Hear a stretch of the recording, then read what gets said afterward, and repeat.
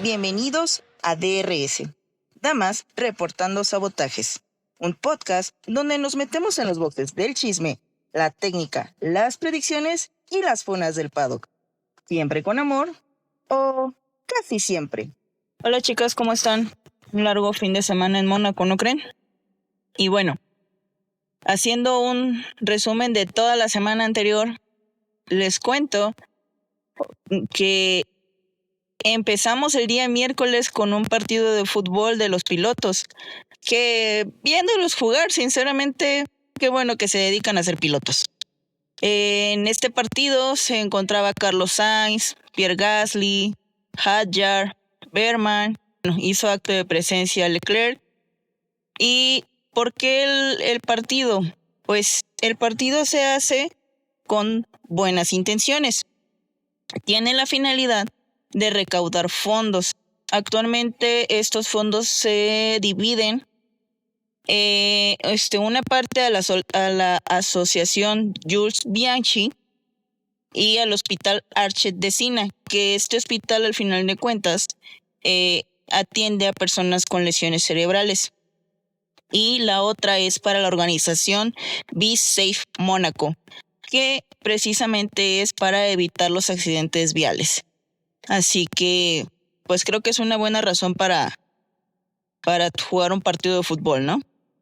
Y pasándonos al día viernes, ya iniciando con la práctica 1, la verdad es que empezaron muy intensos. Habían pasado aproximadamente unos 5 minutos y hubo rápidamente un toque ahí entre Stroll y Leclerc. En este caso, pues sí, la responsabilidad fue de Stroll, que no le avisaron supuestamente él, o no escuchó, mejor dicho, que venía atrás Charles. Él se movió a la línea de carrera y bueno, ahí tocó Charles en la parte trasera el coche de Stroll, causando ahí un daño en su alerón delantero. Y bueno, rápidamente la bandera roja no se hizo esperar y en la investigación la FIA decidió penalizar con una posición en la parrilla de salida a Stroll. La verdad es que creo que algo muy característico que fue de las prácticas es que todos querían volar, todos querían hacer uso de ahí de los pianos, lo querían hacer como plataforma, querían hacerlo casi que Juegos Olímpicos, dejar las carreras de lado. Y bueno, en la práctica 1 terminamos primero con Leclerc, luego Verstappen y luego Norris. En la práctica 2, Hadjar se pegó en el neumático izquierdo trasero, de hecho. Saliendo por ahí del túnel, golpeó con una guarda de una de las curvas, más o menos ahí de los 10 minutos que había iniciado la práctica. Obviamente también pusieron una bandera roja.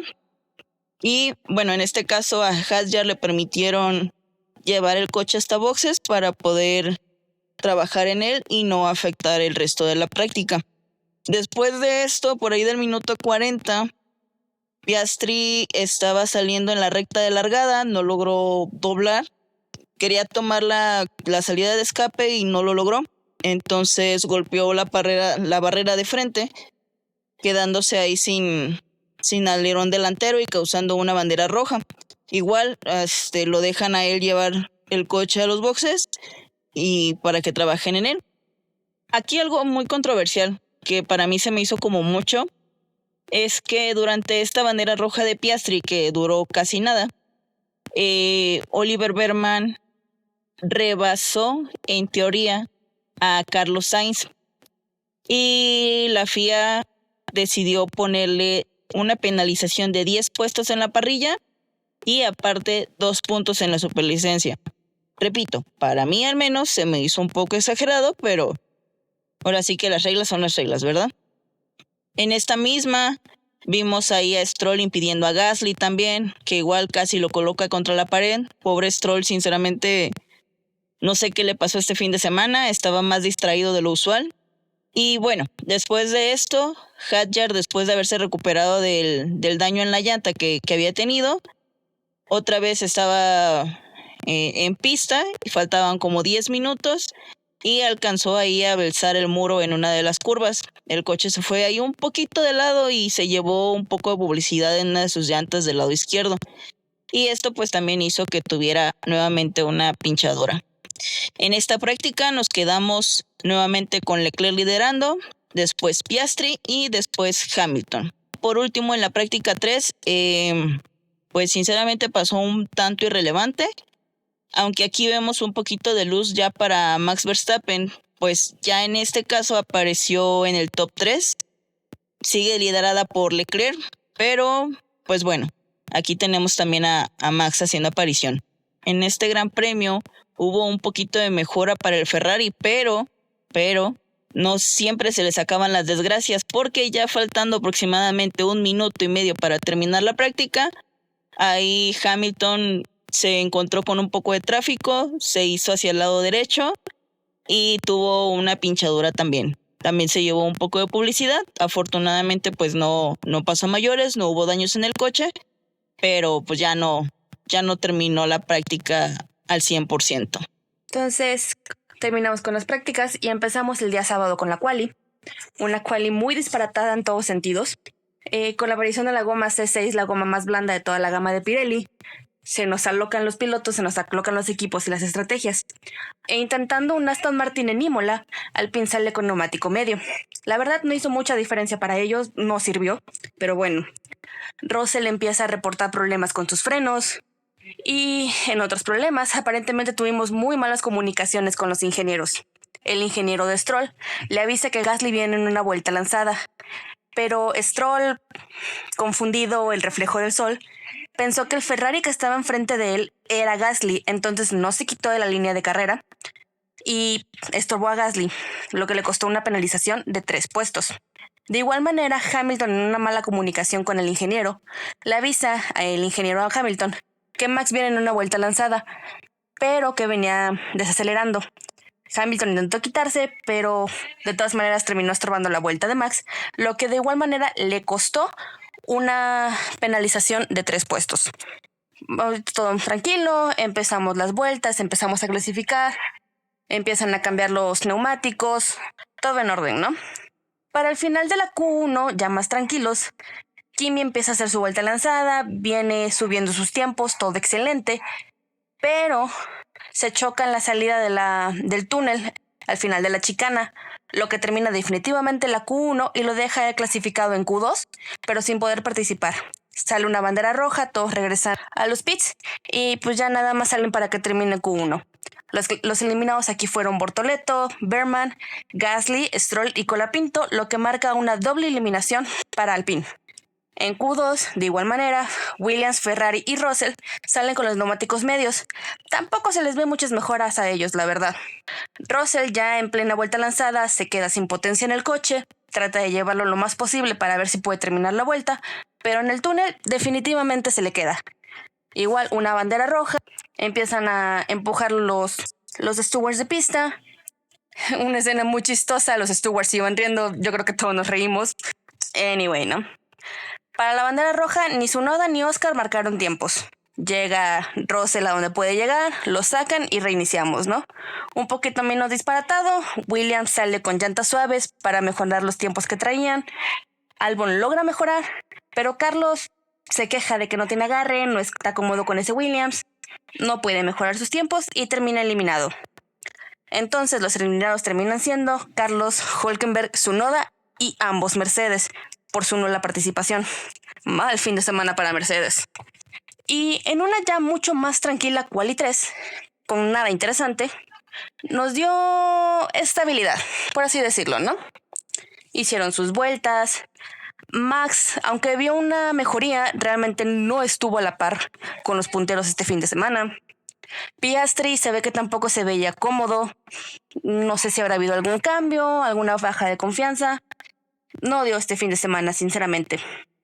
Pero, al menos en las últimas vueltas, los últimos minutos, Lando y Leclerc se enzarzaron en una lucha por ese primer lugar, por esa pole tan deseada. Leclerc terminó su vuelta lanzada ya casi para terminar Q3 y se logró quedar con la pole momentáneamente. Pero Lando venía bajando sus cronómetros para poder obtener esa pole y en una vuelta casi perfecta, quiero creer y quiero decir, Lando termina llevándose la pole y además el récord de pista en Mónaco. Fue una vuelta excelente y mis respetos. Ya con las posiciones designadas, nos movemos a la carrera del día domingo. Bastante limpia, bastante tranquila, calmada, cosa que no debería de ser un gran premio, pero bueno. La primera vuelta bastante limpia, con apenas un pequeño toque entre Kimi y Bortoleto que manda a Gabriel a la barrera. No hay banderas rojas. Bortoleto logra salir y pues ya, llega a los pits y empieza a cambiar todo, ¿no? Para poder seguir corriendo. Empiezan a hacerse tapones, empiezan a correr con tranquilidad, porque pues no hay mucho lugar para adelantar en Mónaco, ¿no? Y en esto, Lawson empieza a realizar un tapón para que Hadjar pueda tener el espacio suficiente para hacer sus paradas. Lo que esto igual desata la misma estrategia en Williams, haciendo que primero Carlos haga un tapón para Albon para que pueda realizar sus 2 paradas y después al cambiar posiciones Albon haga la misma estrategia para que Carlos pueda realizar sus 2 paradas tranquilamente, porque era todo lo que podían aspirar este fin de semana, lamentablemente. Esta estrategia terminó desesperando tanto a George Russell que prefirió cortar la chicana ya a media carrera porque se desesperó de ir en un trencito de DRS. Lo que desafortunadamente o afortunadamente, como quieran ver los puristas del deporte, le terminó costando un drive-thru que lo hizo perder muchísimo tiempo, posiciones. No valió la pena, no pagó el riesgo, pero bueno. Kimi aparentemente también iba a intentar lo mismo, cortar esa chicana, pero justo cayó la penalización de Russell y se quedó quietecito en su lugarcito. Mejor. Seguimos también con Fernando Alonso y su racha del piloto más desafortunado del mundo, porque iba en una muy buena posición, buenos puntos, sus primeros puntos de la temporada, si no mal recuerdo, y el auto decidió morir. El auto dijo, hoy no, amigo, hoy no. Al final creo que ni siquiera lo sacaron de la pista, nada más lo dejaron en una vía de escape y todo el mundo siguió corriendo. Max y RB terminaron estirando de más esa segunda parada en espera de un muy fallido safety car o una bandera roja. Entró en la penúltima vuelta, ya nada más para cumplir su segunda parada y salir, cayendo del puntero al 4º lugar, donde era su posición inicial. Para cerrar con un malísimo broche de oro, Hamilton vuelve a tener una mala comunicación con su ingeniero. No sé si nos entienden, no hay comunicación realmente o qué está pasando ahí. Hamilton le pregunta a su ingeniero qué tan despegado va de los punteros, qué tanta es ese gap, y su ingeniero por alguna razón le comenta la diferencia de llantas. Hamilton le vuelve a decir, esto no fue lo que te pregunté. Y el ingeniero de mala manera le contesta, sí, un poquito menos de un minuto. Al final de la carrera, Hamilton le pregunta que si estaba enojado con él o qué había pasado, y el ingeniero no contestó. No sé qué está pasando aquí. Y lo más remarcable, el 21º verdadero adelantamiento de la carrera lo tuvo Lance Stroll en la salida del túnel. Entonces, chicas, ¿cómo ven este fin de semana que dentro de lo que cabe fue algo aburrido, algo controversial, algo exagerado? ¿Qué opiniones me dan ustedes de este fin de semana en Mónaco? Sinceramente, chicas, estoy tratando y estoy pensando en apoyar la decisión de Russell y cambiar el fin de semana de Mónaco a un karting de los carros de Lego. Fue muchísimo más interesante ese desfile de Legos que lo que tuvimos este fin de semana. No, la verdad es que yo soy una gran defensora del Gran Premio de Mónaco, pero igual que me resultó mejor que el del año pasado, pero sí me resultó aburrido, sobre todo por el tema de que cuando Racing Bulls hizo la estrategia de que Liam vaya más lento y sacrificándose por Isaac, yo dije, bueno, me resultó una buena estrategia, me resultó que hicieron una muy buena carrera, fueron mis pilotos favoritos junto a Franco en la carrera, pero ya cuando lo empezaron a copiar Williams y otros equipos como que tiraron a copiarlo, yo dije, ya como que ahí no me gustó la cosa, porque ahí ya directamente arruinaron lo que las 2 paradas podrían ofrecernos. Y la verdad es que fue una cosa de nada, tiraron todo a la basura, tiraron lo que pudo haber sido un buen momento de estrategia hasta la basura, para nada.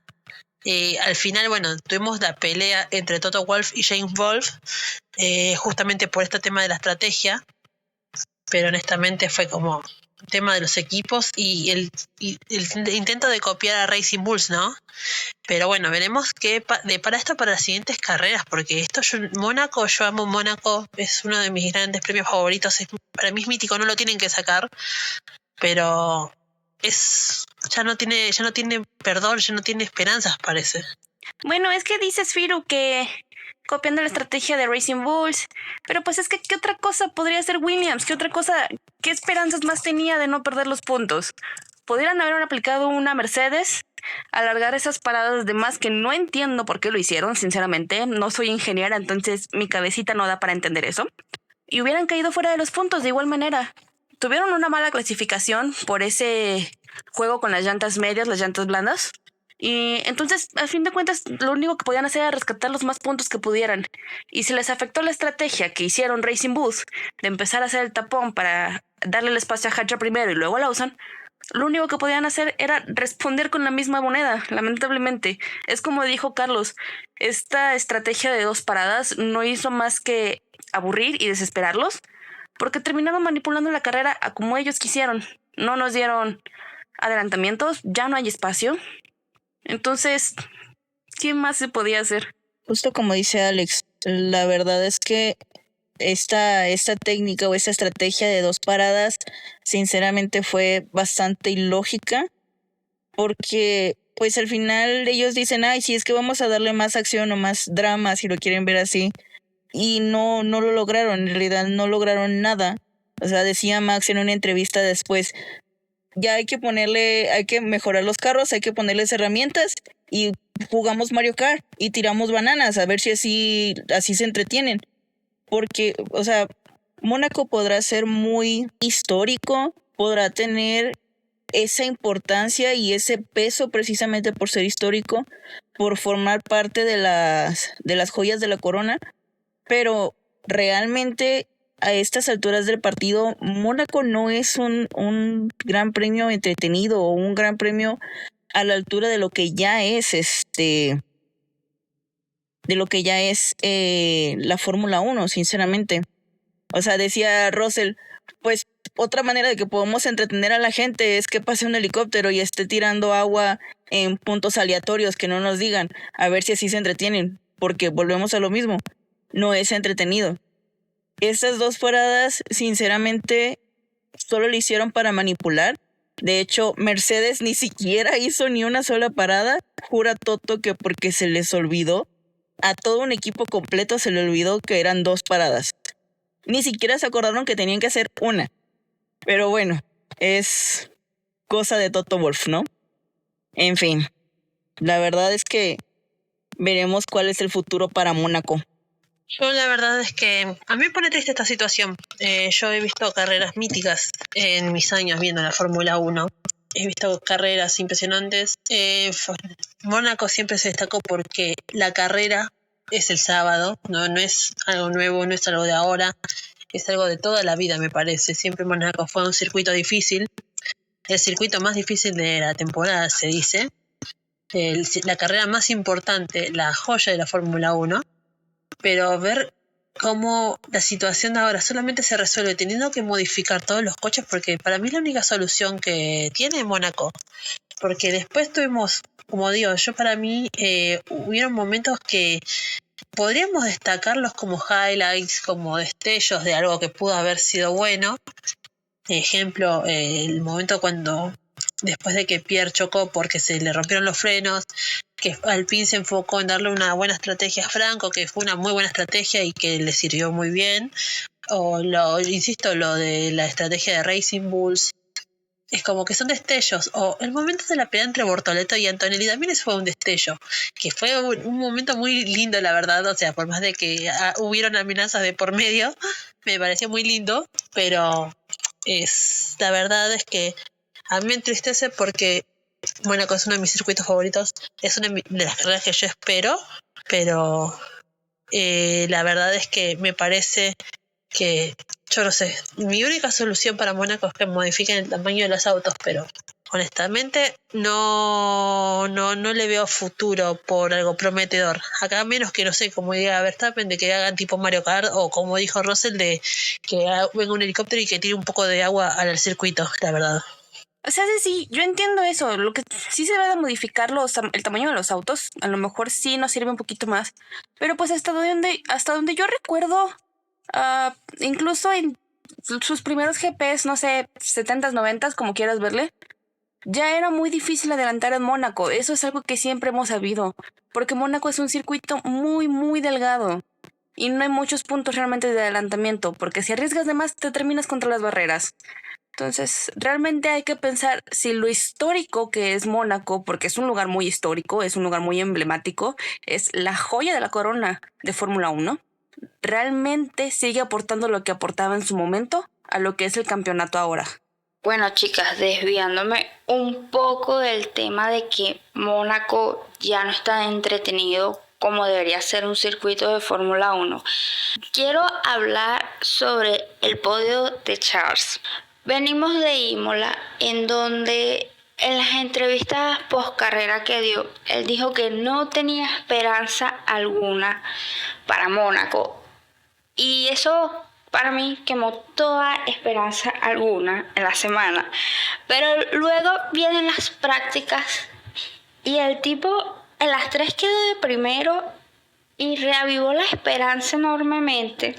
Pero luego tenemos la clasificación y la carrera. Y me sentí decepcionada, pero después de analizarlo, coño, o sea, no estamos en Mónaco 2024, es verdad. Estamos en Mónaco 2025, en donde Leclerc ya no tiene el auto que tenía antes. Ahora tiene un auto que hace nada estaba peleando con un Williams por un P7 y vino y lo metió en podio. O sea, sí, no ganó en su home race, pero quedó en podio con esa chatarra roja que tiene ahorita. O sea, simplemente maravilloso. Y la verdad es que algo muy cierto que tú dices, Steph, es precisamente eso, ¿no? Que venimos con un Charles que ha estado batallando durante toda la temporada con ese Ferrari, con esa, dirás tú, esa carcacha, ese pedazo de carro que tiene, que sinceramente no lo ha ayudado en lo absoluto. Encima que el equipo en realidad no les ayuda tanto como quisiéramos o como deberían, o como quisieran ellos tan solo. Y que esta vez lo haya puesto en un segundo lugar es bastante agradable. Creo que nos deja ver que en realidad el coche no está tan mal, solo que aquí la gran ventaja para ellos es que no hay DRS, o sea, es un pedazo muy chiquito de DRS y que es toda la potencia del coche, es toda la habilidad del piloto.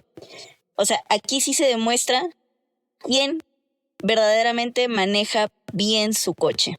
Entonces, sinceramente, creo que fue algo muy bonito de ver que Charles haya terminado en ese segundo lugar. Y si el día sábado él se hubiera quedado con la pole, que fue una cosita de diferencia de nada con Lando, él hubiera ganado definitivamente. O sea, él se hubiera quedado otra vez con el premio de Mónaco. Bueno, hablando del Gran Premio de Mónaco, realmente yo quiero resaltar que Charles es el primero en lo que va de la temporada que rompe la maldición de su home race. Ya lo vimos con Piastri en Australia, que terminó en un lamentable P9 después de salirse. Yuki en Japón, que también salió terriblemente mal. Kimi en Italia, que definitivamente tampoco fue su carrera.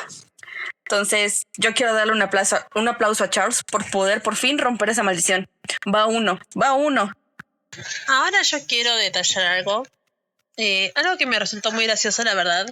Y es que no sé si se dieron cuenta de que en plena carrera Max habló sobre algo muy preciso, que fue el Gran Premio de Mónaco del 72. Dijo que la situación toda la carrera le recordaba a Mónaco de 1972. Y yo dije, esto es muy preciso para ser exacto, o sea, muy impreciso, muy dato que Max tiraría porque es de esas personas él. Así que investigué. ¿Y ustedes sabían que el Gran Premio de Mónaco del 72 se considera una de las carreras más aburridas de toda la Fórmula 1? me parece un dato increíble porque resulta ser que en el 72 se disputó el Gran Premio con lluvia. Y en ese momento todavía no había safety car. El safety car se implementó en el 1973. Así que la verdad es que la situación es como que era lluvia intensa. Mónaco, insisto, siempre fue peligroso, siempre fue difícil de adelantar. Y el 72 no era la excepción. Entonces, acá donde sale Jean-Pierre Baltois, no me acuerdo, no sé bien cómo se pronuncia el apellido, pero él largaba cuarto, con Jackie X de la pole. Largó muy bien él, fue una largada espectacular, creo que lo único bueno de esa carrera fue la largada de él. Y como él largó bien, y todos iban despacito porque no querían chocar, no querían irse contra los muros, estaba la situación peligrosa, había poca visibilidad.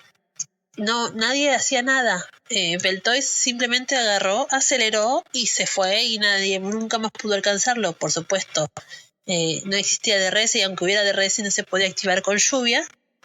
Y así el francés tuvo su primer y único gran premio ganado. También el equipo BRM, perdón. Fue también la primera y única victoria del equipo en Mónaco. Ni más ni menos que una de las carreras más importantes. El tema es que justamente, insisto, no había safety car, no había nada. Fue un gran premio que fue una procesión peor de lo que se pudo haber visto el año pasado, este año o en los últimos años en Mónaco. Pero qué curioso que Max siempre tiene esos datos random que uno dice, ¿de dónde saca este dato? Vaya Dios a saber, pero él los tira, ¿no? Así que eso nomás. Ese detalle importante quería destacarles. Bueno, Firo, aquí agarrándome un poquito de tu tema, aplicándote una Max. Sabemos que Mónaco es un GP histórico, ¿no? Pero realmente, ¿qué tan histórico es? Déjenles comento, chicas. Del calendario oficial de la Fórmula 1, solamente ha estado ausente en 4 ocasiones. 1951, 1953, 1954 y 2020. Por esto, con tanta historia corriendo en sus calles, nos ha dado situaciones caóticas, chistosas e incluso unas bastante caricaturescas. Yo quiero contarles, si me lo permiten ustedes, claro, 3 situaciones que reflejan realmente lo que yo creo que es a la perfección la esencia de Mónaco. Primero, corría la fecha de 1996 y en Mónaco se desató una lluvia tremenda durante una sesión de calentamiento antes de la carrera. Y para que los pilotos pudieran adaptarse, la FIA decidió extender esta sesión 15 minutos más. Muchos pilotos no participaron por miedo a dañar los autos precisamente y perderse la carrera. Bastante lógico, diría yo. Porque sí hubo pilotos que perdieron el coche y no pudieron correr.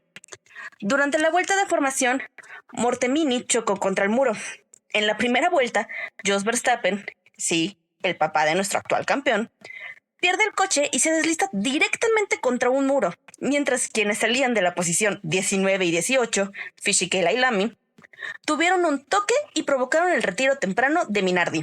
Entre accidentes y fallas de Mirabeau, Schumacher, Barrichello, Katayama y Rosset, para la vuelta 5 solo quedaban 13 de 22 pilotos y para la vuelta 66 solo quedaban 7.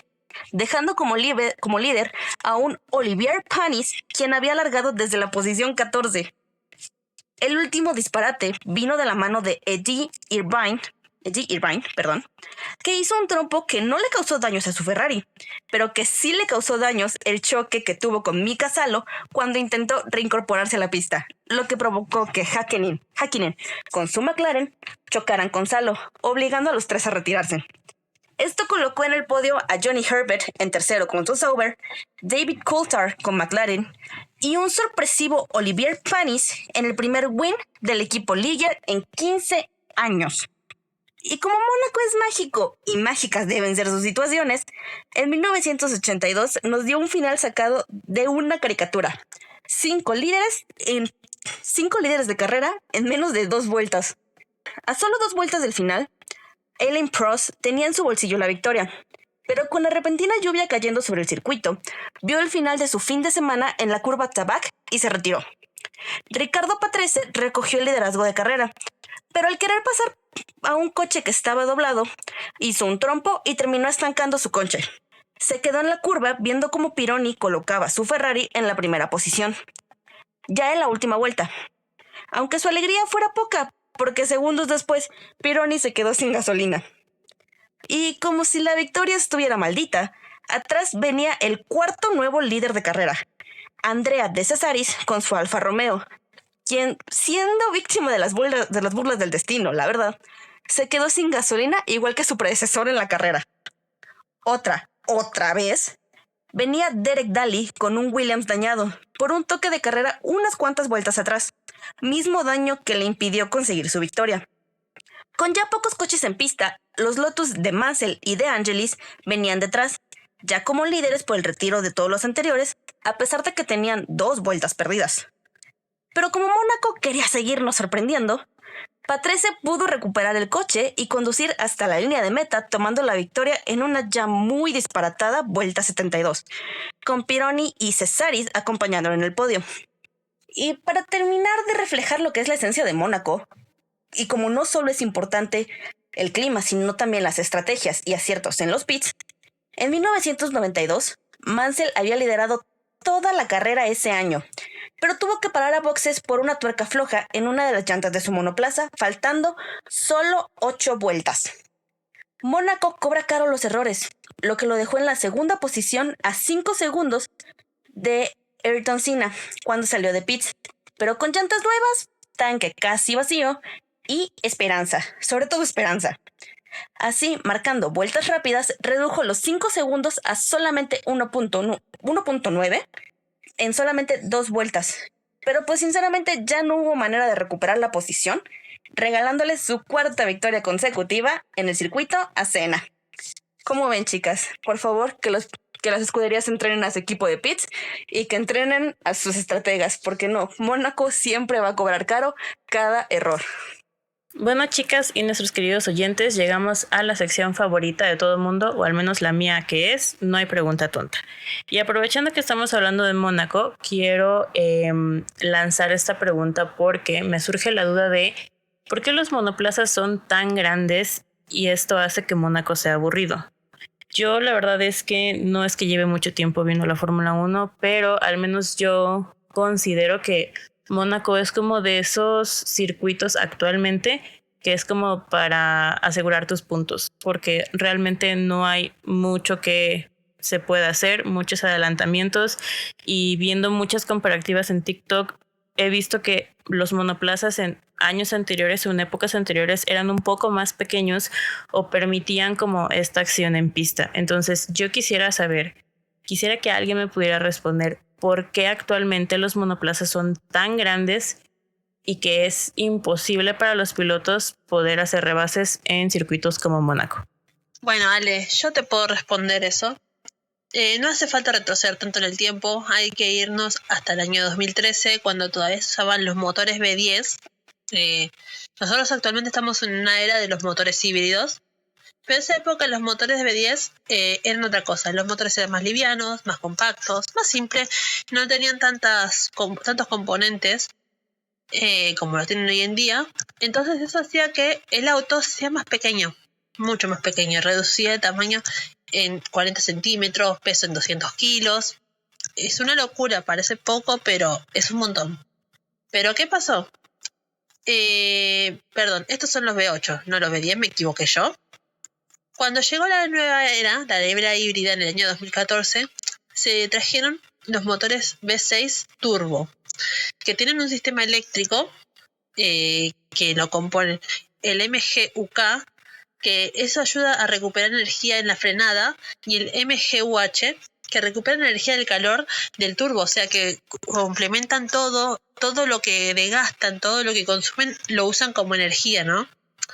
Y entre eso, el motor híbrido que necesita componentes eléctricos, aparte de los que mencionados, y encima el uso de baterías, todo le suma mucho más espacio, y más la refrigeración extra que necesitan, todo eso da como resultado los autos gigantes que vemos hoy en día. Sumado a que este de tamaño grande hace los autos más seguros al día de hoy, porque los cockpits, que es donde se ubican los pilotos, son mucho más grandes, son reforzados, más acolchados, cosa de que cuando chocan vemos que ellos rebotan, vemos que salen como golpeados, quejándose, mareados, pero salen intactos, salen ilesos.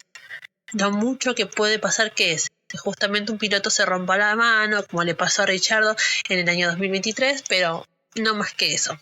Y eso fue justamente por el volantazo que pegó y no precisamente por el choque. También se suma que los componentes aerodinámicos y el tamaño de las ruedas, eso suma mucho más peso todavía y da mucho más también peso a todo eso. El tamaño grande también ayuda a que el impacto se acople. Es una combinación de cosas. Ahora, si queremos volver, los autos más chicos tienen que volver sí o sí como máximo los motores V10, que la verdad es que es un pequeño retroceso. Yo estoy totalmente a favor de que vuelvan los V10, pero también implica que se tenga que usar un sistema de combustible nuevo, como va totalmente en contra justamente del sistema que quieren implementar la Fórmula 1, que es algo más limpio. ¿Se puede usar un sistema de combustible sintético, más limpio, que no contamine? Sí, pero es mucho más caro también. Además de que justamente estos motores generarían el calor que no generan los V6, que generarían todo este tumulto de calor que no pueden controlar, y además reduce el tamaño y reduce justamente la posibilidad de ese golpe, que esos impactos sean un poco más dolorosos. ¿Hemos visto en los 2000 accidentes fuertes? Sí, hemos visto muchos accidentes que no resultaron en más que por ahí huesos rotos, todo eso. No contemos el accidente de Jules Bianchi, por supuesto, pero tuvimos accidentes aparatosos que terminaron bien, por suerte, pero eso no significa que sea necesario arriesgar. Ese es el problema también del regreso a los V10, que también implicaría el tamaño de los autos, implicaría una menor seguridad. Pero eso es algo que se debate. Muchos pilotos quieren que vuelvan los V10. Eso es algo que la FIA dirá en un futuro. Veremos. No sé qué opinan ustedes, si quieren que vuelvan los V10. Yo por mi parte es un sí, la verdad. La verdad, yo creo que tendría que ver como carreras de ese tiempo para saber si sí me gustaría que regresaran a eso. De hecho, creo que yo me imagino que esto lo vamos a hablar en podcast posteriores acerca de las nuevas regulaciones, porque por ahí había leído que iban a reducir un poquitito su tamaño los monoplazas, pero pues yo creo que eso no va a ser suficiente para pues grandes premios como el de Mónaco. Ahora, quiero pasar a otra pregunta, porque esta la tengo desde el año pasado. Nada más que no sé por qué no me di el tiempo de investigar bien qué es. Sobre todo porque, bueno, me surgió la duda desde que vi que Adrian Newey se había ido de Red Bull. Y que, bueno, era una persona muy importante por el tema de la aerodinámica, etcétera, etcétera. Luego vi que Aston Martin lo había fichado. Y desde ese tiempo yo había estado leyendo y viendo videos en YouTube sobre que él está trabajando con el túnel de viento o en el túnel de viento. Entonces mi pregunta aquí es, ¿qué es el túnel de viento? ¿Cómo funciona? ¿Qué hace? ¿O qué es? ¿Por qué es tan importante para el monoplaza, para las escuderías? Que es como un tema muy importante para, pues bueno, en este caso para Aston Martin y Adrian Newey. El túnel de viento es una herramienta muy importante para el desarrollo aerodinámico de los autos de la Fórmula 1. Pues se trata de un espacio cerrado en el que se genera un flujo de aire controlado para simular condiciones reales de las carreras. Los equipos colocan una maqueta del monoplaza que usualmente pues tiende a ser como de un tamaño del 60% del real, pues porque con el real es muy costoso y aparte usualmente no están hechos cuando se está probando en el túnel de viento. Y se colocan estas maquetas sobre una cinta móvil que simula el movimiento del asfalto. Luego, ventiladores potentes hacen circular el aire a distintas velocidades y se mide cómo este aire interactúa con el auto. Entonces, o sea, cómo fluye, cómo sobre la carrocería, qué resistencia genera y cuánta carga aerodinámica produce. Es decir, los equipos logran aumentar la carga aerodinámica, que significa más agarre en las curvas, y reducir la resistencia al avance, que es mayor velocidad en las rectas, y pues mejorar la eficiencia del flujo del aire en las zonas críticas, como son los frenos, el difusor y el alerón trasero.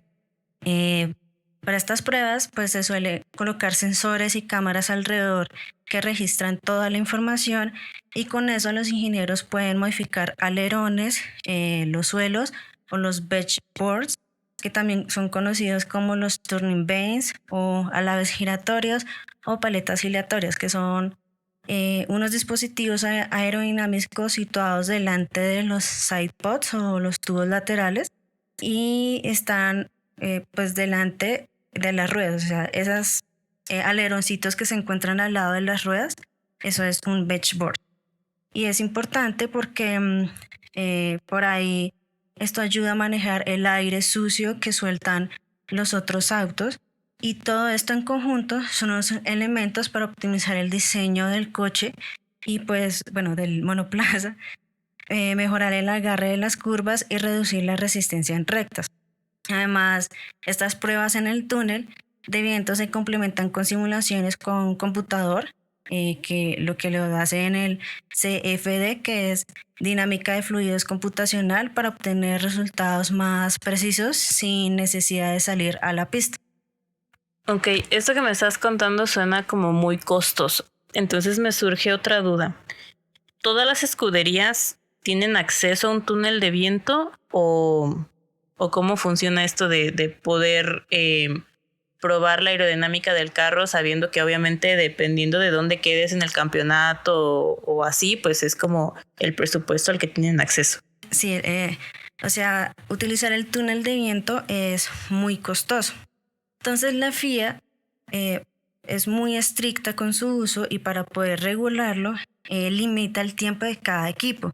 O sea que cada equipo puede usar el ecosistema basado en algo que se llama ATR, que es Aerodynamic Testing Restrictions, y el tiempo para hacerlo más justo, porque es muy costoso y no todas las escuderías pueden pagar el costo de hacerlo, y para hacerlo más equitativo, el que tiene más tiempo de pruebas es el que termina de últimas en la temporada anterior. Por ejemplo, Sauber tuvo este año muchísimo más tiempo que McLaren al terminar del último en la ubicación. O sea, se invierte la parrilla para las pruebas del túnel de tiempo. Y pues para ser más justo, ya que pues usualmente las escuderías que quedan a lo último no tienen los mismos recursos, ni capacidades, ni tecnologías que las que son los mejores. Entonces, para jugar en limpio, entre comillas, la FIA creó estas reglas estrictas donde todo es como más igualitario, entre comillas, y les permiten más tiempo a las escuderías que más desarrollo necesitan, o sea, las que quedaron de últimas. Wow, la verdad es que yo hubiera pensado que cada quien tenía como su propio túnel de viento, porque para empezar ni siquiera sabía que era un túnel de viento, entonces yo pensaba que era una cosa totalmente diferente a lo que me acabas de decir. Entonces, la verdad, esta vez quedé satisfecha con la respuesta, porque ahora ya entiendo a qué se refiere con el túnel de viento, cómo es que funciona con las escuderías y sobre todo para qué sirve. Sí, o sea, básicamente no es tan complicado. El túnel de viento es como un laboratorio de aire, donde se define buena parte del rendimiento aerodinámico de los autos de la Fórmula 1 y que pues obviamente es una parte muy esencial y a la gente suele complicarse pensándolo como muy matemático desde la física o desde ciencias, pero pues yo siempre le digo como la vaca aerodinámica para que se haga más fácil de entender y ya, o sea, cuando ya entendiendo por qué las vacas son aerodinámicas, o sea, lo del túnel del viento y la aerodinámica en la Fórmula 1 es súper fácil. La verdad es que yo soy de esas personas en las que lo pensaban como muy matemático, entonces muchas gracias Liz por tu explicación del túnel de viento y la vaca aerodinámica. Bueno, después de una interesante clase pasamos al querido Moro de los Funables. Antes de comenzar sabemos que estos personajes son cuestionables, pero no está de más mencionarlos.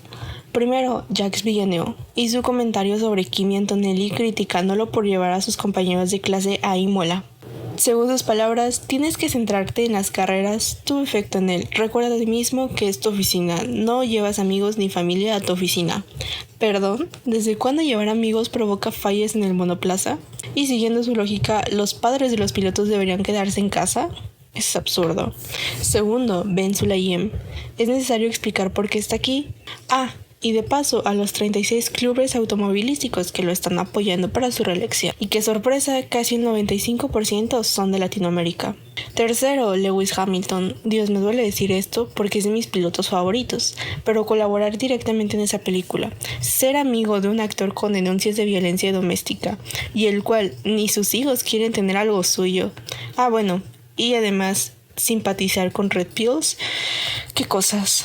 Cuarto, Mick Doohan y sus comentarios hacia Franco diciendo que es piloto de pago, como si su hijo hubiera entrado por puro talento. Ajá. Quinto, Flavio Briatore, porque es tradición y no hace falta dar razones. Y también está Horner y Helmut Marko, su desastre en Red Bull. Y del tema de acoso por parte de Horner, no hay que olvidarlo. Y mención especial para las fans tóxicas 443, las fans de Maggie, la gente de Fórmula Fakers, y ni se diga de la chica que se colgó del revuelo que armó la gente diciendo que andaba con Franco, cuando sabemos que él sigue y da likes a varias mujeres. Y está bien, al final es soltero y no le rinde cuentas a nadie. Y con esto cerramos el muro. Pero ya que Mónaco fue aburrido en pista, pero muy entretenido en rumores, vamos con Hamilton y su agenda sentimental saturada. Desde Nueva York hasta Mónaco, pasando por prendas compartidas y bailes demasiado cercanos, el 7 veces campeón del mundo ha estado protagonizando una novela como es costumbre. Y nosotras te traemos un resumen. Sí, Fer, y acá te explico cómo va la cosa. Pues bien, todo inicia el 15 de enero de este año en Nueva York, y ¿quién aparece? Pues Sofía Vergara. Luis fue visto con la actriz colombiana en un restaurante famoso, pero los rumores apuntan que el interés de él duró menos que nada y al final ya no se supo en qué acabó. Después en redes empezó a circular una imagen subida por una modelo rusa, donde se logra ver la maleta de Hamilton. Incluso hay otra foto donde aparece usando una sudadera idéntica a la que trae él. ¿Coincidencia? Pues no lo creo. Posteriormente, en marzo se empieza a hablar de una posible relación entre Luis y la cantante Raye, pero al final no se supo en qué terminó. Y al fin llegamos al esperado Mónaco, donde todo explota. Pues el viernes del GP se le ve saliendo del restaurante acompañado de una mujer rubia misteriosa. Sin embargo, el domingo ella ya no estaba. Sospechoso. Como si fuera guión de serie, el domingo Sofía Vergara aparece en el paddock y hasta se toma una foto en el garage de Hamilton. ¿Algún cierre de ciclo? ¿Quién sabe? Pero por la noche, la cereza del pastel. Un video filtrado desde un club de Mónaco muestra a Lewis bailando muy pero muy pegado a otra mujer, completamente distinta. Con tantas personas en juego, parece que la situación sentimental de Luis es bastante compleja y agitada, y ya quisiéramos nosotras tener algo así. Pero yo quiero entrar al tema de Maggie y Lando porque desde el año pasado salieron unas fotos bastante interesantes y realmente no logro entrar en contexto de esta relación. Pues ¿qué crees? La relación de ellos es un drama más largo que una carrera con bandera roja. Es un total tira y afloja. Pero ¿me puedes contar desde cuándo es esto? O sea, yo solo conozco desde que se les vio juntos en un partido de tenis, pero en fuera de eso pues ya no sé. Claro, el inicio del enredo se hace en septiembre 2022. Lando anuncia su ruptura con Luisa y casi al mismo tiempo, sorpresa, Maggie ya estaba en el radar. Llega noviembre del mismo año, aunque estaba con Joao, Maggie hizo un pequeño tour por el Instagram de la familia Norris. Follow al hermano, a la cuñada y luego un follow. ¿Otra casualidad o un mal cálculo? Llegamos a los primeros indicios. Mayo 2023, Mónaco. Por fin se dejan ver. Ella y Lando juntos, conduciendo, cenando, casual. Mientras esto pasaba, Maggie intentaba interactuar con Leclerc. Likes, follow y luego bye. Descubrió a Alexandra y se bajó del Ferrari, pero contaré un dato interesante. Llega Kika, otra chica de Central Models, actual novia de Pierre Gasly, que durante 2021-2022 ella comenzó a darle me gusta a algunos pilotos, de manera frecuente, entre ellos Lando y Pierre, por lo que ella decide acompañar a Pierre. En abril 22 se les ve juntos en Cannes y luego hasta principios de 2023 se hace su relación oficial. Bien, pero ¿qué figura Maggie ahí? O sea, no entiendo cuál es su papel en esta situación. Bueno, pues sale a la luz que Maggie habría intentado ligar con Pierre cuando estaba con Kika. Él le contó a Kika y boom, cortó la amistad. Como quien dice, fue la gota que derramó el vaso. Desde entonces, TikToks con indirectas, outfits clonados, ubicaciones calcadas, Maggie parecía vivir en modo Kika cosplay. Y bueno, volviendo al tema, la cosa se pone intensa en diciembre 23 y enero 24. Se les ve comiendo juntos en Mónaco y después en Finlandia. Esto por fotos compartidas por Maggie. Quería dejar algo en claro, quién sabe. Y ok, aquí es donde llega lo que mencionaste. Abril 2024, donde se les ve juntos en un partido de tenis, sonrientes como si los rumores no existieran. Y para mayo, otra vez en Mónaco. Maggie y Lando parecen un dúo inseparable, pero sin etiquetas. Muy bien, gracias. Pero tengo otra preguntita y una preguntita más. Entonces, ¿cuáles serían los eventos que todo apunta a que esta relación no es tan secreta? Agosto 24, Ibiza, Lando y sus amigos, Maggie y Pietra en las mismas playas y en las historias. Cuando le preguntan a Maggie, ella lo baja con un clásico, Lando es solo un amigo. Pero entre likes y nuevos follows en Instagram, el cuento no se sostiene. Septiembre 24, Lando se toma una foto con Oliver da Costa y poco después Oliver con Maggie y April Ivy. Al mismo día, pues parece ser que sí. Pero la verdadera bomba llega cuando Maggie sube un TikTok con la frase cuando él se disculpa pero ya se lo dijiste a tu mejor amigo. Algo directo y, a mi parecer, muy específica. Pero eso no fue todo. En ese mismo mes, ella comparte una historia en un campo de golf, nada más y nada menos que con Max y Pietra. Un día tranquilo de golf o alguna reunión estratégica. Ah, sí es cierto. Igual en octubre de 2024, el misterio volvió a las historias de Maggie. Y esta vez fue una foto donde aparece el supuesto brazo de Lando, pero realmente nunca se confirmó. Pero lo más interesante viene con el TikTok que repostea ese mismo mes, cargado de frases como solo porque duela no significa que haya sido una mala elección. Si ellos están bien con perderte, deja de intentarlo. Las relaciones privadas siempre ganan. Que es indirectas, reflexiones o una simple guía espiritual para lidiar con un piloto británico emocionalmente complicado. ¿Quién sabe? Y bueno, luego viene noviembre de 2024 y se sube otra historia. En el fondo se distingue una figura que muchos dijeron que era Lando, pero pues bueno, ya sabemos que a esta chica le encanta mantenernos a la incertidumbre. Y bueno, pasamos a diciembre de 2024 y que viene pues la última carrera del año en Abu Dhabi. Y sí, ahí estaba Maggie entrando por la puerta grande al Hospitality de McLaren. Y no solo como invitada, vaya, sino quedando registrada en las cámaras de Drive to Survive. Y bueno, ya en algunos clips se le ve cerca de la madre de Lando, pero el momento más comentado pues fue un video donde se ve a la pequeña P pegándole stickers a Lando y al fondo pues ¿quién aparece? Maggie tratando de mantener un perfil bajo. Entonces llega Año Nuevo en Abu Dhabi y adivinen quiénes estaban juntos otra vez. Exacto, Maggie y Lando. Pero ojo, que Lando trata de evitar las cámaras. En un video se ve cómo voltea la cara apenas nota que lo están grabando. Lo que nos lleva a la siguiente pregunta. ¿Es en verdad una relación secreta o solo quieren mantenerlo privado? Dios mío, no. Qué buen chisme. Y para dejar todo más claro o más confuso, Maggie repostea un TikTok que dice: tu relación no tiene por qué tener sentido para nadie, excepto para ti y tu pareja. Es una relación, no un proyecto comunitario.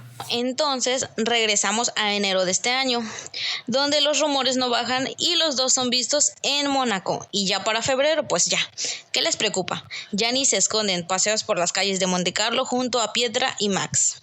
Y bueno, llega abril 2025 y no se queda atrás, porque primero sube una historia en Instagram donde se ve a Maggie viendo la F1. Y días después, ¡zas!, que aparece Maggie en Mónaco. Pero lo que realmente encendió las alarmas fue un comentario que hizo Lando en una de sus fotos. Bueno, el comentario decía: hola Balloon, y sí, esa frase que todos ya conocemos. Por si fuera poco, el fin de semana pasado, durante el Gran Premio de Mónaco, a esta chica es vista caminando por una de las calles más transitadas y reconocibles del Principado. ¿Es una casualidad o una estrategia? Pues yo no lo sé, nadie lo sabe, pero todos lo vimos. Y bueno, llega el sábado de quali y el drama sube de nivel. Claro que sí, pues Maggie aparece en el garage de McLaren. Muy sonriente la chica junto a Lily, la novia de Oscar Piastri. Y bueno, también estaban los padres de Lando. Y ya desde ahí, pues ya, los rumores rugían más fuerte que los autos en pista. Y llega el ansiado domingo y ¡boom! Se sabía, o sea, todos lo sabíamos. No solo fue enfocada en varias partes o durante mucho tiempo de la carrera, sino que también fue vista festejando la victoria de Lando junto a su familia. Incluso hay un video que dejó a sus fans sin aliento, o sea, yo no lo podía creer. Maggie le agarra la mano a Lando y él le lanza un beso. Dios, eso no me lo esperaba. De verdad que no me lo esperaba. Pero claro, esto no es un final feliz sin su plot twist. Esa misma noche, mientras se les veía cenando juntitos, también se captó a Lando en un bar con Maggie, muy a lo lejos, pero él cerca de Francesca. ¿Y quién es ella? Bueno, una chica que en su momento fue relacionada con Charles Leclerc, aunque parece que en realidad es con Arthur, su hermano. Y para cerrar con broche de oro, hay un video donde Francesca se despide de Lando con un claro "nos vemos mañana". Ay, no, Dios mío, qué cosas. Y ahora dime tú si piensas que realmente son solo amigos. Bueno, lo cierto es que Lando y Maggie han jugado a negarlo evidentemente, pero los detalles pues no mienten. Pero sí, ya no sabemos si es una relación secreta, si es complicada, abierta o si simplemente es la novela del paddock. Pero mientras ellos tienen su drama, pues bueno, nosotros nos vamos a lo que es seguro. Claro que sí, el Gran Premio de España, donde Steph y Lulu nos traen los datos más interesantes. Hello everybody, por aquí Steph y Lulu, sus tifosis de confianza. La semana pasada estuvo llena de glamour, fiesta, robo de diamantes, leyenda y claro que sí, mucho chisme. Pero ahora es hora de viajar a la tierra de las paellas, las curvas rápidas, las polémicas que aún arden y hasta fantasmas en la pista. Bienvenidos sean todos al Gran Premio de España, donde la pasión por el motor se mezcla con la fiesta de las curvas. Sí, bueno, ese es el que algunos llaman aburrido, hasta que descubren que aquí se han escrito algunas de las páginas más locas de la F1. Así que, cuéntame, ¿están listos para quemar neumáticos con nosotros? El GP de España es como un buen vino, con los años mejora, pero su historia empezó en 1951 en las calles de Pedralbes, Barcelona.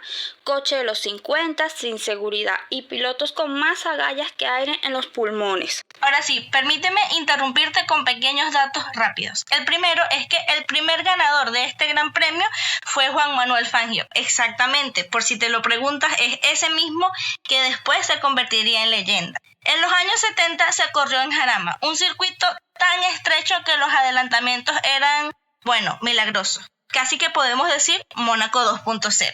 Y bueno, en 1991 llegó el circuito de Barcelona-Cataluña, que es un laboratorio de F1 donde hasta el viento tiene sus propias preferencias.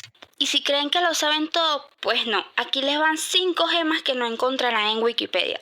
Primero tenemos la curva del diablo, que es Kamsa, que en los 90 los pilotos la tomaban a ciegas por una colina. El Schumacher en 1996 casi despega su Ferrari y terminó en el muro, lamentablemente. El segundo dato que tenemos es el fantasma de la curva 9. En 2001, un espectador se coló en la pista durante la carrera y no era un holograma. Tenemos también el récord del calor. En 2022 el asfalto alcanzó 58 grados, los pilotos perdieron 3 kilos en sudor, algunos hasta vieron espejismo, y cómo no. Tenemos la recta que no es recta, la cual es la recta principal que en realidad tiene 3 cambios de inclinación, por eso los coches rebotan como si fueran pelotas. Y también tenemos el misterio del día D. Cada año en el domingo de carrera el viento cambia de dirección, los ingenieros odian este día por obvias razones.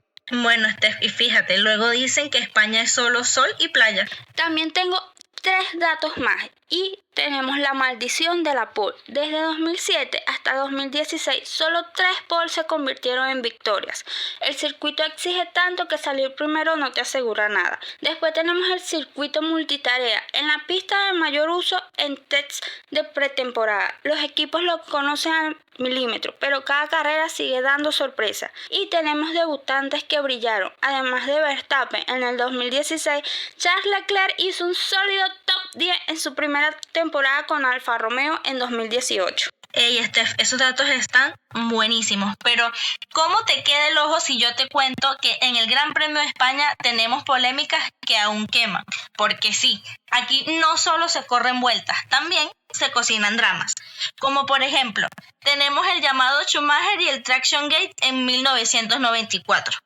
A Schumacher le hicieron una acusación donde preguntaban si usaba su Benetton, un software ilegal, para poder salir mejor de las curvas. Las pruebas que tenían de dicha acusación era que otros pilotos juraban que su coche sonaba exactamente como un robot. ¿Cuál es el fallo? Bueno, que nuestros amigos de la FIA no pudieron probarlo, pero a ningún piloto ni nadie olvidó la sospecha de que eso pudiese ser una realidad.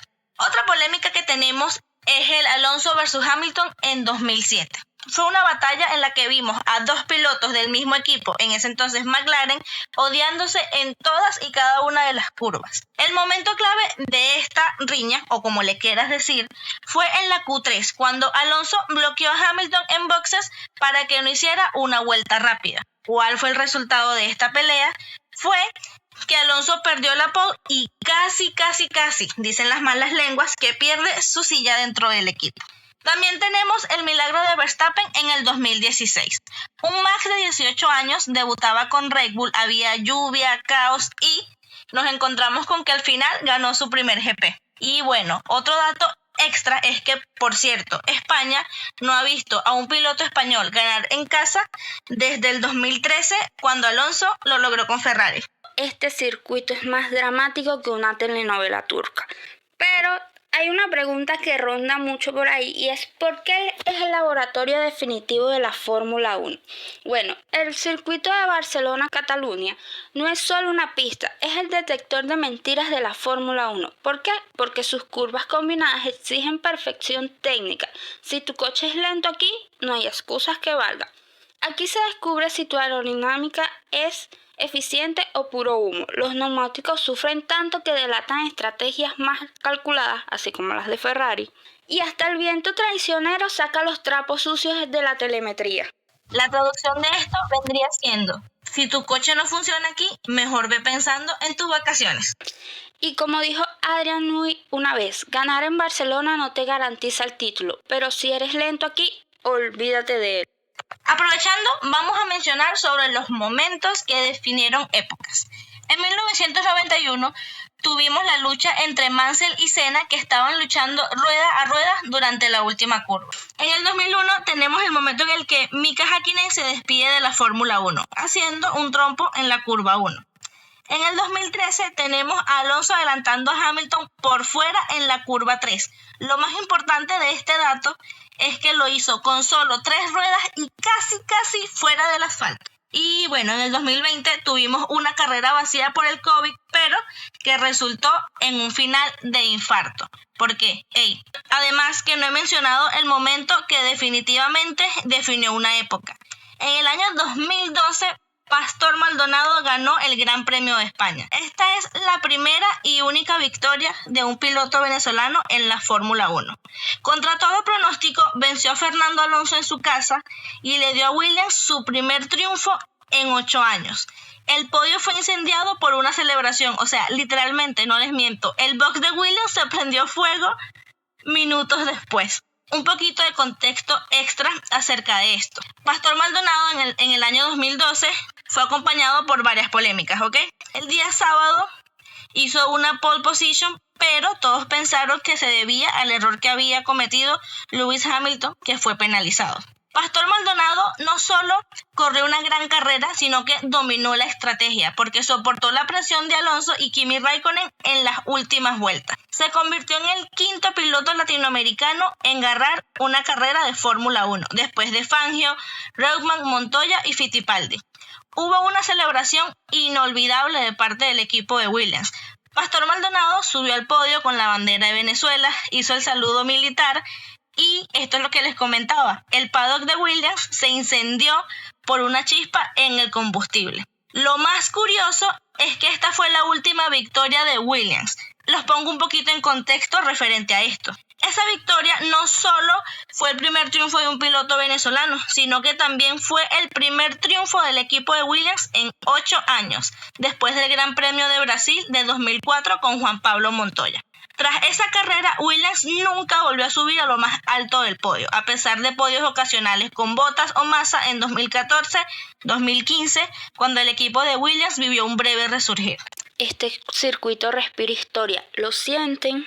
Y bueno, ya hicimos un gran repaso sobre el GP de Mónaco, pero ahora mis queridas damas reporteras, hablando de España, yo quiero saber cuáles eran sus predicciones para este GP que se avecina. O sea, estoy muriendo de la curiosidad por ver qué podio quieren que suceda a ustedes.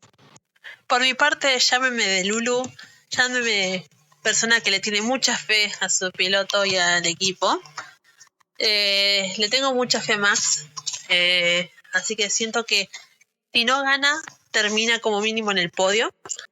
Le sigue para mí un Lando Norris, que va a venir confiado de Mónaco, va a venir con esa chispa que él necesitaba. Y por qué no, me animo también a un Leclerc, que también siento que va a venir con otro aire después del Gran Premio de Mónaco.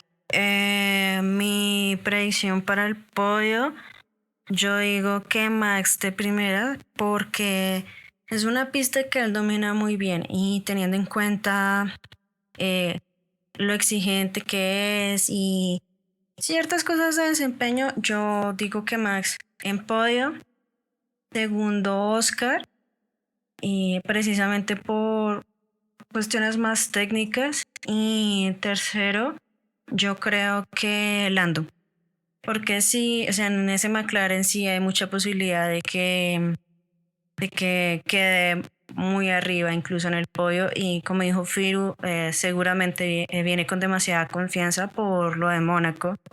Entonces sí, ese es mi podio y ojalá así sea. Bueno, chicas,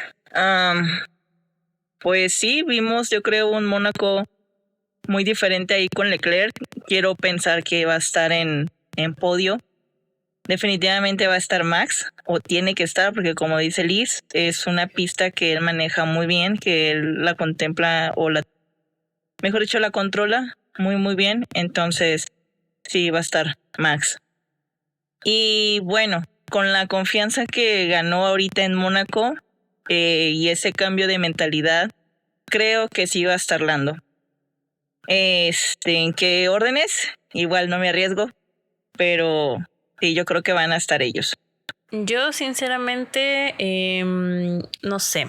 Digo, aunque uno luego está muy confiado, las cosas no salen como uno quiere. Entonces pondré a Max en primero, porque así tiene que ser. En segundo yo me iría por Oscar.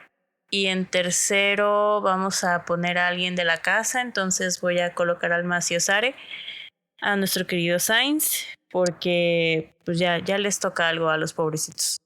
Bueno, después de lo que fue Mónaco, de lo que estamos viendo, y con el cambio de regulaciones que van a tener para España, voy a ser un poquito más conservadora, menos de Lulu, y voy a poner a Max primero porque se vio que tuvo un buen desarrollo el coche después de Imola. Entonces, Max primero para ir a la segura. Con un poquito de fe voy a poner a Charles en segundo porque va a venir confiado de Mónaco. Un poquito desanimado, pero confiado. Y ya dejando que el de Lulu se vaya fuerte, aunque necesito ver todavía cómo lo van a hacer en las prácticas, yo necesito un Oscar Piastri en tercer lugar. Con eso yo sería feliz en mi fin de semana. Y si Carlos se puede colar por ahí por el top 5, yo todavía más feliz, ¿no? ¿Verdad? Pero eso es aparte. Y bueno, yo tengo 2 podios. El primero, que es el más realista, entonces pongo de primero a Max Verstappen, porque pues ya sabemos cómo es, entonces seguro que gana. En segundo lugar pongo a Oscar y tercero Lando, porque pues sabemos que los McLaren son los más rápidos de las escuderías. Y luego se viene el podio de Lulo, o el que yo quiero que suceda, que claramente voy a poner primero a George Russell porque es mi piloto favorito, luego a Charles Leclerc porque igual es uno de los que apoyo, y pues ya ganó en Mónaco. Yo espero que tenga aunque sea un podio. Y último, Oscar Piastri, porque de igual forma sigue liderando, entonces pues no importa si queda en tercer lugar, porque igual va a seguir sumando muchos puntos. Bueno, yo la semana pasada manifesté que Charles ganara Mónaco y no ganó, pero quedó en podio, así que esta semana vuelvo a manifestar que gane para que quede en podio y seguido a Oscar Piastri y Max. No me importa si está segundo y tercero, no me importa. A mí lo único que me importa es que Charles de primero. Venimos con alta fe. Bueno, familia, me gustaría dar una predicción realista, pero yo estoy un poquito mal de la cabeza y mis predicciones no son realistas. Así que les cuento mis dos posibles podios, el no realista y el realista. En el realista tengo a los dos McLaren y a un Charles Leclerc dominando su Ferrari o en su defecto un McLaren, Leclerc y obviamente Max el Diablo Verstappen. Y bueno, mi podio de persona mal de la cabeza es Leclerc, Sainz, porque siempre le voy a ir a mi gallo, no importa, que me conquiste así como España conquistó Latinoamérica, y a Piastri también. Así que bueno, veamos si sigo siendo de Lulú o pego. Bien, mi predicción para el GP de España, pues yo tengo alta fe en mi piloto, siempre con él, o sea, Max Verstappen en primero y segundo y tercero los McLaren, porque hay que ser realistas, aunque si baso mis deseos en mi podio, me gustaría ver a los McLaren fuera de podio, para que Max pueda sumar más puntos para el campeonato y recortar la brecha que hay. Y bueno, si esto no se puede, sería otro podio, que es lo mismo basado en mis deseos. Max, Oscar y Charles. No sé en qué orden, pero ellos tres en podio. Bueno, mis queridas cerecitas, así se nos ha ido otra semana de encanto, motores, dramas y choques. Probablemente fue lo que esperábamos, sí, es cierto, pero no de la manera en la que lo queríamos. Con carreras en casa, quiero felicitar nuevamente, como ya lo mencioné hace rato, a Charles Leclerc por al fin romper esa maldición de las carreras en casa que afectó a Oscar, afectó a Kimi, afectó a Rohan también, desafortunadamente, y afectó a Yuki. Entonces, un podio en casa, completamente felicidades, Charles. Y del otro lado de la moneda tenemos una penalización muy dura, como lo que fue la penalización de George Russell, ese drive-thru. Yo entiendo a Russell en su punto de vista. Fue muy desesperante ver la carrera desde afuera. No me quiero imaginar desde ese cockpit del Mercedes viendo que no puedes hacer absolutamente nada. Yo creo que él estaba esperando una penalización de 5 segundos, no un preciosísimo drive-thru. Pero bueno, algo tenía que hacerse, ¿no? Anyway, entre estrategias chuecas, malos ingenieros y 0 adelantamientos, un adelantamiento de Lance Stroll, Mónaco trajo magia, y la magia fue mantenernos despiertas. Los equipos y los pilotos han recogido más conocimiento para el resto de la temporada, eso es algo bueno, revelando fallos que yo creo que ni siquiera ellos habían considerado. Para los queridos fans del deporte, con esto nos movemos al último home race de este triplete europeo, España, el hogar de dos increíbles pilotos, el madrileño Carlos Sainz y el asturiano Fernando Alonso. Y para nuestros ya no tan mentalmente estables pilotos, que las estrategias y los motores no les fallen, y que la suerte, o el safety car, como quieran verlo, esté siempre de su lado. Hasta la siguiente vez. ¡Nos vemos!